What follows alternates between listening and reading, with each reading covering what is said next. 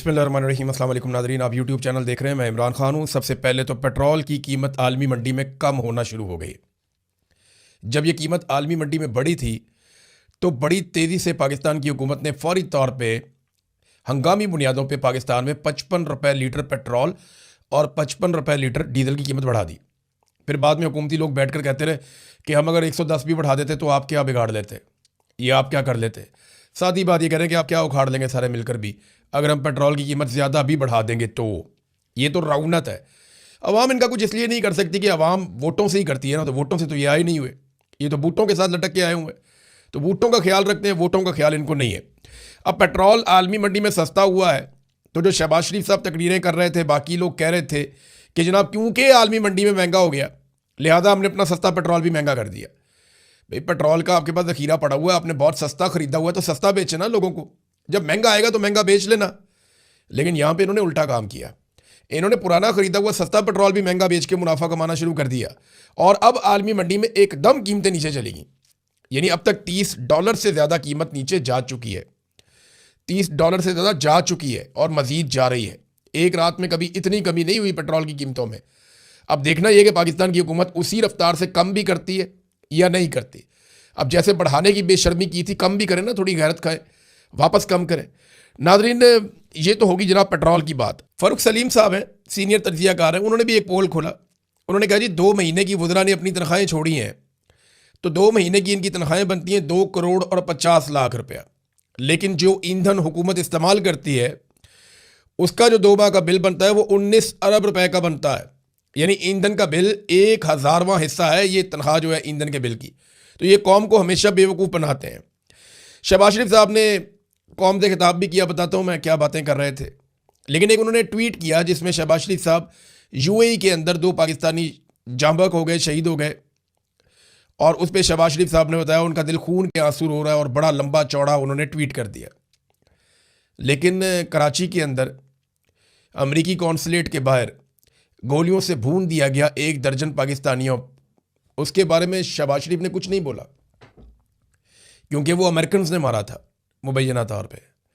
यानी अमेरिकन मारे 1 दर्जन पाकिस्तानी भी मार दें तो शहबाज शरीफ नहीं बोलता। लेकिन यूएई के अंदर क्योंकि ये तासुर है कि वो ईरानी हमले में मारे गए हैं तो शहबाज शरीफ बोलता है।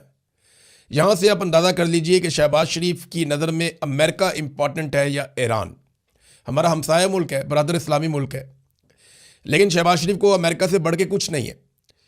ये जो खिताब किया इसमें आयतुल्लाह खामनई की शहादत के ऊपर मजम्मत की, इसराइल की मजम्मत की, लेकिन ना तो 168 बच्चियों का नाम लिया, ना उन्हें कत्ल करने वाले अमेरिका का नाम लिया। बिल्कुल नाम लिए ही नहीं, बिल्कुल गुरेज किया कि किसी तरह अमेरिका का नाम कहीं मुंह से निकल ही ना जाए, कोई मजम्मत अमेरिका की हो ही ना जाए। ये जनाब इनकी औकात है और डोनाल्ड ट्रंप अच्छी तरह जानते हैं इनकी औकात को और वो इनको इनकी औकात के अंदर रखना भी अच्छी तरह जानते हैं। अब नाज़रीन, इसराइल से ना कुछ खबरें ऐसी आ रही हैं जिनकी हम अभी तस्दीक नहीं कर सकते, लेकिन इसराइली मीडिया और दीगर जो आलमी मीडिया है वो इन खबरों के बारे में बार बार बात कर रहा है। इन खबरों की जो तरदीद छपवाई जा रही है इसराइली गवर्नमेंट की जानिब से इसराइली मीडिया में, उसमें भी कोई सबूत नहीं दिया जा रहा। यानी ये कहा जा रहा है कि जो खबर आई है उसका सोर्स ठीक नहीं है, जो खबर आई है उसके अंदर ये गलती है। ये नहीं कहा जा रहा कि खबर ही गलत है और झूठी है और ये सबूत है हमारे पास। मिसाल के तौर पे ये ईदो नेतन्याहू है, नेतन्याहू का भाई है, इसके बारे में दावा किया गया कि ये ईरानी मिसाइल हमले के अंदर ये मारा गया। अब इस पे जो है वो इजरायली मीडिया इधर उधर की बातें तो कर रहा है, लेकिन ये नहीं बता रहा कि नहीं ये जिंदा है अभी तक, ये मारा गया, ये खबर तो आ गई। और ये दावा किया गया कि नेतन्याहू का भाई, जो खुद भी नेतन्याहू है, यानी ये बेंजामिन नेतन्याहू है जो वज़ीर आज़म है, और उसका भाई जो है वो ईदो नेतन्याहू है, तो ईदो नेतन्याहू के बारे में बताया जा रहा है कि वो एक हमले के अंदर मारा गया। लेकिन इसकी तरदीद भी इस तरीके से की जा रही है कि खबर में यहाँ पे गलती है, ये वाली भी खबर में गलती है, इस तरह तरदीद की जा रही है। ये नहीं बताया जा रहा कि बंदा जिंदा। फिर एक इतमार बिन गवीर, ये एक और वज़ीर है, नेशनल सिक्योरिटी का मिनिस्टर है इसराइल का, बड़े सख्त बयानात ये देता है। इसके बारे में खबर आई कि ये भी मार दिया गया। तो इजरायली मीडिया ने कहा नहीं, इसका तो कार एक्सीडेंट हुआ है। कभी इसके बारे में खबर आती है ये मार दिया गया, कभी खबर आती है ये बहुत ज़्यादा ज़ख्मी हो गया। बेंजामिन नेतन्याहू जो वज़ीर आज़म है इसराइल का, वो खुद भी गायब है। यानी पिछले 2 दिनों से मैं अभी चेक कर रहा था सारा मीडिया पे, सोशल मीडिया पे, हर जगह डोनाल्ड ट्रंप आपको हर 2-4 घंटे के बाद नज़र आ जाते हैं। आपको पता चलता है डोनाल्ड ट्रंप ने ये स्टेटमेंट दिया, ये बात की, अब ये वाला हिकमत अमली बना रहे हैं, ये वाला मंसूबा है, वो आपको नज़र आता है। जंग में है ना, नेतन्याहू आपको लगातार एक एक दिन में 6-6, 7-7 दफ़ा नेतन्याहू की खबर आ रही थी, लेकिन गुज़िश्ता 2 दिनों से, अभी जब मैं रिकॉर्डिंग कर रहा हूँ, नेतन्याहू दिखाई नहीं दिया। ना नेतन्याहू की कोई एक्टिविटी रिपोर्ट हुई है, बल्कि कुछ ऐसे दावे भी किए जा रहे हैं कि नेतन्याहू की कुछ ऐसी मुलाकातें या मीटिंग्स जो तय थी वो कैंसिल हुई हैं। अब ये क्या हुआ है इसके बारे में कुछ कहा नहीं जा सकता। नेतन्याहू कहाँ है बताया नहीं जा सकता। अफवाहें लोग उड़ा रहे हैं कि शायद नेतन्याहू मारा गया। कुछ लोग ये अफवाहें उड़ा रहे हैं कि शायद नेतन्याहू जो है वो ज़ख्मी हो गया। अब नेतन्याहू ज़ख्मी है या मारा गया है, इसके बारे में अभी इस वक्त जो इतलात आ रही हैं वो मुकम्मल तौर पे कंफर्म नहीं है, लेकिन नेतन्याहू मंजर से गायब है। 2 दिन हो गए हैं, नेतन्याहू की कोई फुटेज, कोई बयान, कोई चीज़, कोई मुलाकात कुछ सामने नहीं आया। हालांकि जो आदमी जंग लड़ रहा होता है उसको रोज़ाना सामने आना होता है। एक छोटी सी जंग थी ये आज़रबाईजान की और आर्मीनिया की, रोज़ाना की बुनियाद पे दोनों हुक्मरान सामने आते थे। इल्हाम अलीयव जो आज़रबाईजान के सदर थे वो रोज़ाना स्टेटमेंट देते थे, 4-4, 5-5 टीवी चैनल्स को इंटरव्यू देते थे। लेकिन यहाँ पे नेतन्याहू का इस तरह से गायब हो जाना, कुछ कहा नहीं जा सकता कि मामला किस तरफ जा रहा है। सऊदी अरब पे भारत बहुत ज़्यादा दबाव है। डोनाल्ड ट्रंप के करीबी साथी सऊदी अरब पे दबाव डाल रहे हैं कि आप इस लड़ाई के अंदर उतरें, आप इस लड़ाई को लड़ें, और सऊदी अरब को ये लड़ाई लड़नी चाहिए। बार बार ये कहा जा रहा है और सब ये जानते हैं कि अगर सऊदी अरब ये लड़ाई लड़ेगा ना तो ऑटोमेटिकली पूरा का पूरा अरब खित्ता इस लड़ाई को लड़ेगा। वो ये जानते हैं कि अगर सऊदी अरब ईरान के खिलाफ इस लड़ाई में आ गया तो ऑटोमेटिकली कतर भी आ जाएगा, कुवैत भी आ जाएगा, यूएई भी आ जाएगा, उर्दन भी आ जाएगा, बहरीन भी आ जाएगा। कम से कम ये 6 ममालिक मिलकर अटैक कर सकते हैं ईरान के ऊपर अगर सऊदी अरब इस लड़ाई में उतर गया तो। अभी तक तो सऊदी अरब नहीं उतरा है। कतर के अंदर जो हुक्मरान है उन्होंने, और जो तुर्की की फौज जो क़यादत है, सियासी क़यादत तुर्की की, तैयब अर्दगान, इन्होंने जो स्टेटमेंट दिए हैं, इन्होंने कहा जी मुसलमान ममालिक को खबरदार रहना चाहिए, इसराइल कर रहा है फॉल्स फ्लैग ऑपरेशंस, हमें इससे बचना चाहिए और इनकी बातों में नहीं आना चाहिए। हम इनसे बचेंगे तभी महफूज रहेंगे, और ये हमें आपस में लड़वाना चाहते हैं, हमें इस चाल को समझना पड़ेगा। ये बात तुर्की भी कह रहा है और कतर भी कह रहा है। लेकिन सऊदी अरब के ऊपर शदीद दबाव है, जिस पे सऊदी अरब ने एक स्टेटमेंट तो जारी किया है, लेकिन ये पता नहीं है कि सऊदी अरब इस लड़ाई में उतरता है या नहीं उतरता। अच्छा, ये 5 अरब ममालिक जिनमें बहरीन है, कुवैत है, कतर है, यूएई है, उर्दन है, ये तो जाएंगे लड़ने के लिए अगर सऊदी अरब गया। पाकिस्तान को भी लड़ाई लड़ने के लिए जाना पड़ेगा, क्योंकि पाकिस्तान ने सऊदी अरब के साथ एक दिफाई मुआहदा किया, बल्कि सऊदी अरब से पैसे भी लिए। पाकिस्तान की सिचुएशन बड़ी ऑड है, यानी एक बड़ी अजीबोगरीब सिचुएशन में पाकिस्तान फंस गया। बड़ी मुश्किल सूरत हाल है कि सऊदी अरब से पाकिस्तान ने उस वक्त पैसा मांगा जिस वक्त सऊदी अरब को पाकिस्तान की ज़रूरत है।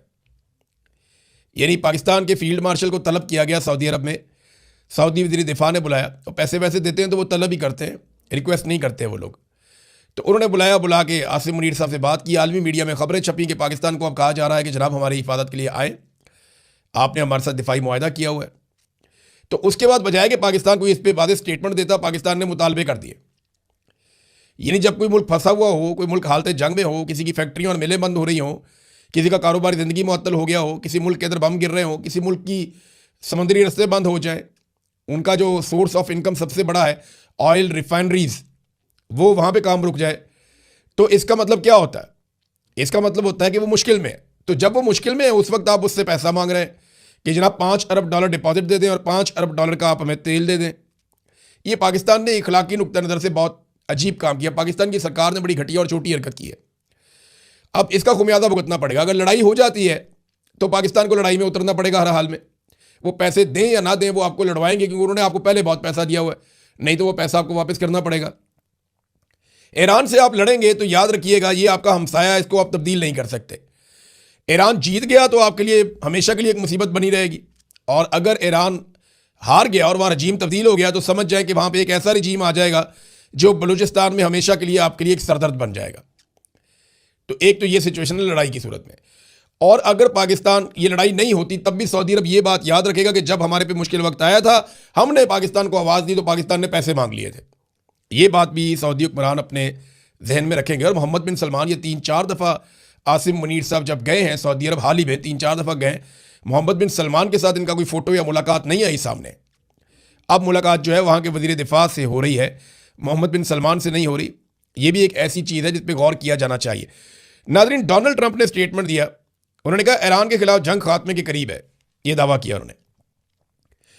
और इन्होंने टीवी चैनल से बात की और मुख्तलिफ जगहों पे सहाफ़ियों के साथ बात की। उन्होंने कहा 4-5 हफ्ते ये जारी रहेगी लड़ाई, मगर अमेरिका अपने वक्त से काफ़ी आगे चल रहा है, ईरान के खिलाफ जंग खात्मे के करीब है, ईरान की फ़ौजी सलाहियत को नुकसान पहुंचा है। इन्होंने दावे किए कि हमने तबाह बर्बाद कर दिया ईरान को। लेकिन यहाँ पर ट्रंप ने एक बड़ी संजीदा धमकी भी लगाई है, क्योंकि आबनाए हुर्मुज़ को ईरान ने बंद किया हुआ है और ईरान ने एक बड़ी अजीबोगरीब ऑफ़र कर दी है। ईरान ने कहा कि जो मुल्क भी अमरीकी और इसराइली सफ़ीर को अपने मुल्क से निकाल देगा, उसके लिए आबनाए हुर्मुज़ खुल जाएगी। वो खुशामदीद कहेंगे हम उसको, वो जाए यहाँ से, जितने जहाज़ लेकर जाने लेकर जाए।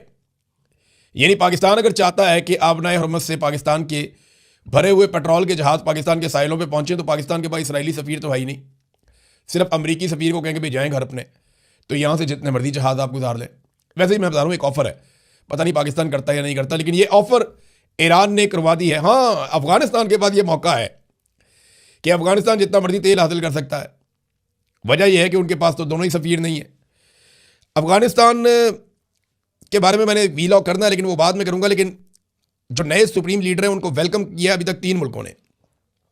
एक उन्हें वेलकम किया है रूस ने, एक चीन ने और एक अज़रबैजान ने, और किसी मुल्क ने अभी वेलकम नहीं किया। अज़रबैजान से लड़वाने की जो कोशिश की गई वो भी नाकाम हो गई, तुर्की से लड़वाने की कोशिश की गई वो भी नाकाम हो गई, साइप्रस का हमला गले डाला गया वो भी नाकाम हो गया, एक आरामको रिफाइनरी है सऊदी अरब में वो गले डाली गई वो भी नाकाम हो गई। बल्कि अब सबूत सामने आ रहे हैं कि अरब ममालिक की सरजमीन को वाकई में अमेरिकन ने ईरानियों के खिलाफ इस्तेमाल किया और लगातार इस्तेमाल किया है। बहरहाल ट्रंप ने कहा कि अगर ईरान ने ऐसा कोई कदम किया जिससे आबनाए हुर्मुज़ ने तेल की तरसील रुक जाए, वो तो रुक गई है, तो इसे अमेरिका की तरफ से अब तक के मुकाबले में 20 गुना ज़्यादा सख्त जवाब दिया जाएगा।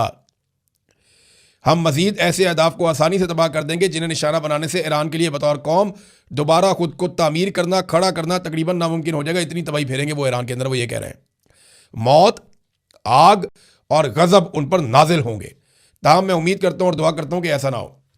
डोनाल्ड ट्रंप के अल्फाज बड़े सख्त होते हैं और बहुत एक्सट्रीम पे चले जाते हैं, लेकिन फिर डोनाल्ड ट्रंप को पीछे हटना पड़ता है तो उतनी शर्मिंदगी भी हो जाती है बाज़ औक़ात। बहरहाल डोनाल्ड ट्रंप से पुतिन ने भी रब्ता हुआ, दोनों का टेलीफोनिक, और उसमें जो खबर बाहर आई वो यही आई कि पुतिन ने यही मशवरा दिया डोनाल्ड ट्रंप को कि ये जंग बंद की जाए ईरान के साथ फौरी तौर पे, क्योंकि जंग से जो नुकसान हो रहा है वो पूरी दुनिया का हो रहा है, तो आप इस जंग को फ़ौरन बंद करें। नाज़रीन, अमेरिका की इस जंग में एक फ़ायदा उठाया है चाइना ने। कैसे उठाया, मैं आपको एक छोटी सी चीज़ बता देता हूँ कि इतलात के मुताबिक चीन इस सारी जंग को फिल्मा रहा है, सैटेलाइट के ज़रिए से इस जंग का एक एक मंजर रिकॉर्ड कर रहा है चाइना इस जंग की तमाम तफसीलात हासिल कर रहा है, कितने बम चले, कितने इंटरसेप्टर्स चले, कितने हथियार इस्तेमाल किए गए, कितने फ़िज़ाई मिशन गए, उनकी फॉर्मेशन क्या थी, अमेरिका ने कौन कौन से तैयारे इस्तेमाल किए, वो तैयारे किस तरीके से मूव करते हैं, हिकमत अमली क्या होती है, एक एक मूव अमरीकी फ़ौज का, ये अपने बहरी जहाज़ों को कैसे आगे पीछे मूव करते हैं, इनकी दिफाई सलाहियत कितनी है, ये अटैक किस नौइयत का कर सकते हैं, इनके मिसाइल कितना टाइम लेते हैं, कितनी रफ्तार से आते हैं, उनको रोकने के लिए क्या किया जा सकता है। तो चाइना इस पूरी जंग का एक एक लम्हा रिकॉर्ड कर रहा है सैटेलाइट के ज़रिए से और दीगर ज़राए से। ये चाइना के पास एक ऐसा डाटा होगा जिसकी मौजूदगी में उसे पता होगा कि अमेरिका के साथ किसी भी लड़ाई को किस तरीके से लड़ना है।